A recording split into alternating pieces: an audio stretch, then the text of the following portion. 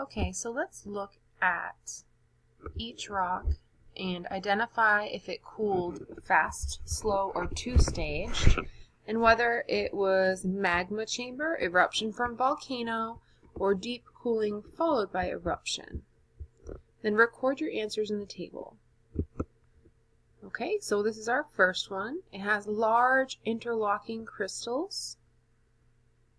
If we look back at our notes, we can see that large interlocking crystals are formed by magma.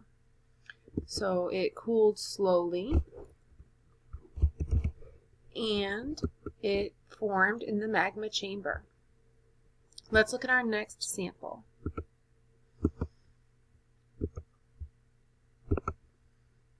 This one has pretty small crystals. This is a 2-centimeter piece. So I would say that this rock cooled relatively quickly and it came from a lava flow. Let's look at rock number 3.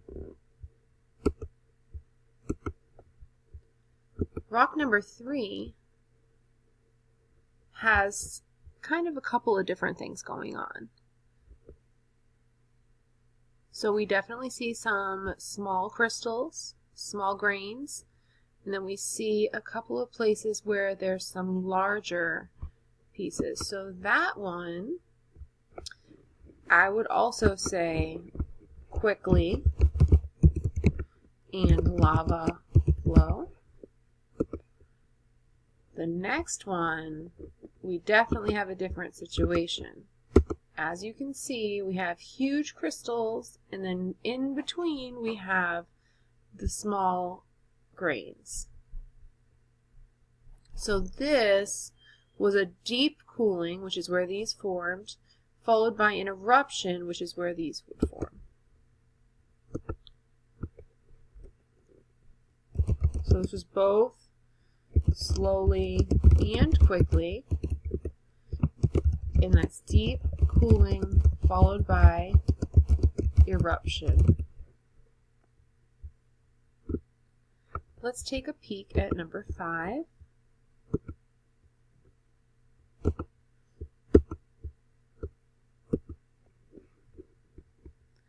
Number 5 has some interesting little specks in there. So this one has some crystals you can see.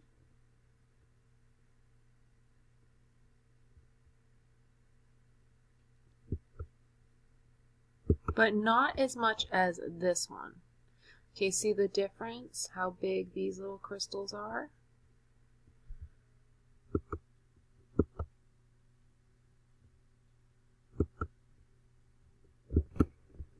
So what do you think for numbers 5 and 6?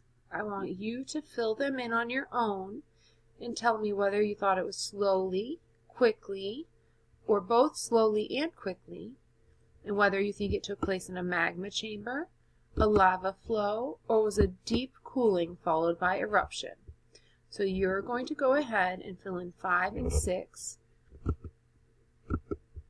Here are the samples again. Here is number 5. And here is number 6. Okay, now we're going to move on to part 2 of the Webquest, sedimentary rocks. There are 3 main types of rock: sedimentary, igneous, and metamorphic. The formation of sedimentary rocks. A river carries or transports pieces of broken rock as it flows along. When the river reaches a lake or the sea, its load of transported rocks settles to the bottom. We say that the rocks are deposited. The deposited rocks build up in layers called sediments. This process is called sedimentation. The weight of the sediments on top squashes the sediments at the bottom. This is called compaction. The water is squeezed out from between the different pieces of rock and crystals of different salts form. The crystals form a sort of glue that sticks or cements the pieces of rock together. This process is called cementation. These processes eventually make a type of rock called sedimentary rock. It may take millions of years for sedimentary rocks to form. These are the different processes in order: sedimentation, compaction, cementation. So let's watch what happens. We have the river transports bits of rock and deposits them on the bottom of the riverbed. So this is underwater. Deposited rock builds up in layers, and the weight of the top layers compresses the bottom layer. So the weight is pushing down. The compression squeezes out water, leaving salt crystals that cement the rocks together. So they get glued together by the salt crystals. So let's look at our flow map and see what we can fill in for information.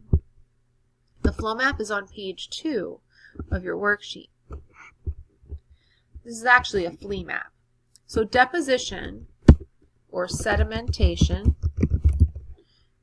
Okay, and what happens during sedimentation? So during sedimentation,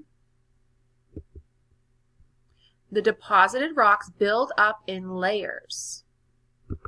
Okay, so we have the deposited rocks build up in layers.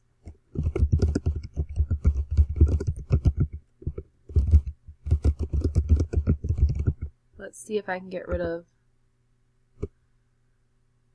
the lines. Get them out of the way. Okay, so the deposited rocks build up in layers. Then what happens next? Let's see what would go here. For the weight of the sediments on top squashes the sediments on the bottom.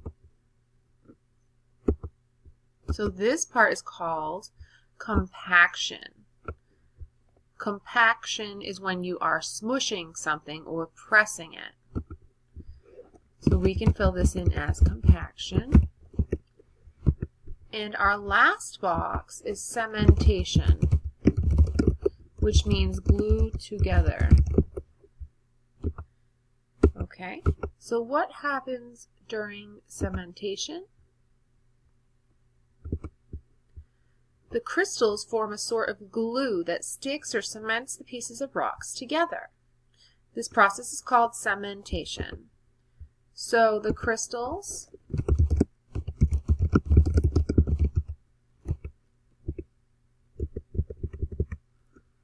oh, whoops. I'll insert a text box. Here we go.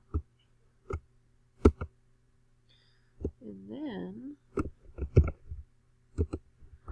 so the crystals of salt form a glue that holds the sediments together.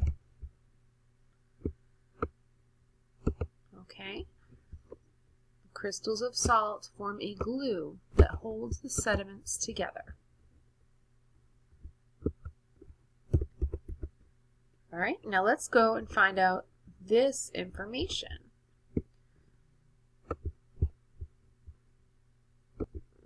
What are they like? Sedimentary rocks contain rounded grains in layers. Examples of sedimentary rocks are chalk, limestone, sandstone, and shale. The oldest layers are at the bottom, and the youngest layers are at the top. Sedimentary rocks may contain fossils of animals and plants trapped in the sediments as the rock was formed.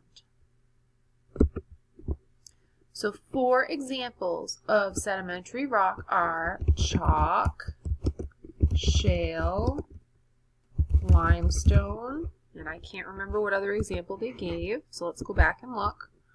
Oh, and sandstone.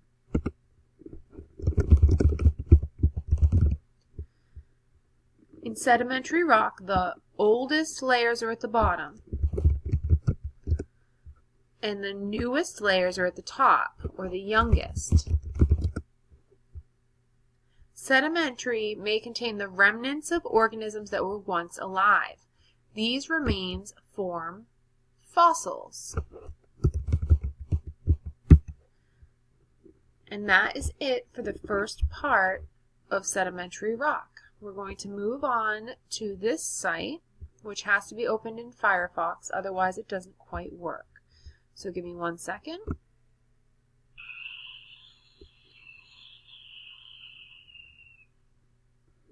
Weathering is the term that describes all the processes that break down rocks in the environment near the Earth's surface. When you look at a mountain range and see piles of loose boulders and debris from landslides, it is weathering that has loosened them from the solid rock of the mountain. When you dig in a garden or a farmer plants a field, the soil you dig is the natural product of slow, gradual weathering of rocks. There are two main classes of weathering processes, mechanical and chemical. So what is weathering? Okay, weathering is the term that describes all the processes that break down rocks. So let's go back to our paper here. Let me turn down the volume because the rain keeps making noise. Okay, so what is weathering? Weathering is the process that breaks down rocks on Earth's surface. Or it's actually processes that break down. Either way. Watch the different simulations. What are some ways that mechanical weathering can occur? So we are looking for, not to do that, we are looking for examples of mechanical weathering.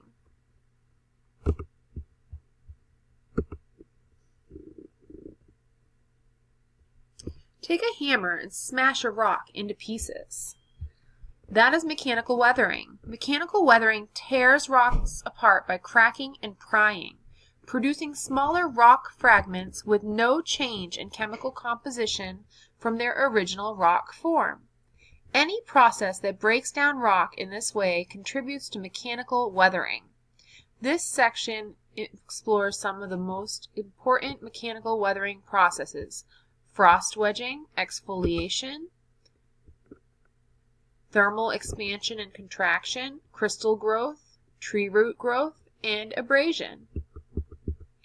For obvious reasons, frost wedging is not an important process in tropical rainforests. As you work through each of these processes, think about what climate setting or environmental conditions would optimize its effect. Finally, keep in mind that several different weathering processes can take place at the same time.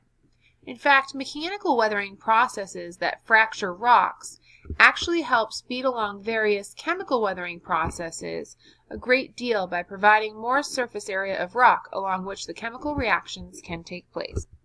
Water expands when it freezes. An ice cube is about 9% larger than the volume of the water before it. It doesn't seem like much, but the expansion of water when it freezes is one of the most effective processes of mechanical weathering. Click on the red thermometer to watch wedging.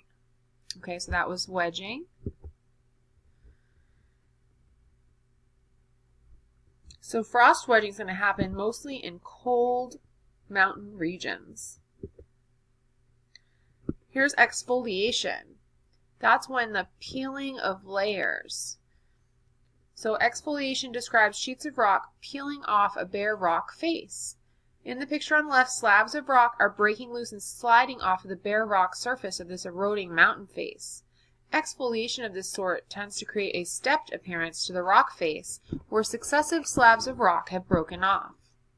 Why do the rocks break off in layers parallel to the rock face? As a rock face erodes, rocks underneath have less weight and pressure on them.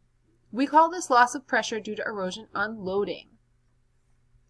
Fractures appear when the rock mass expands near the erosion surface, and the fractures from unloading are parallel to the erosion surface. Then, once fractures are present, water can enter, and frost wedging can aid the process, contributing to the exfoliation of the slabs of rock.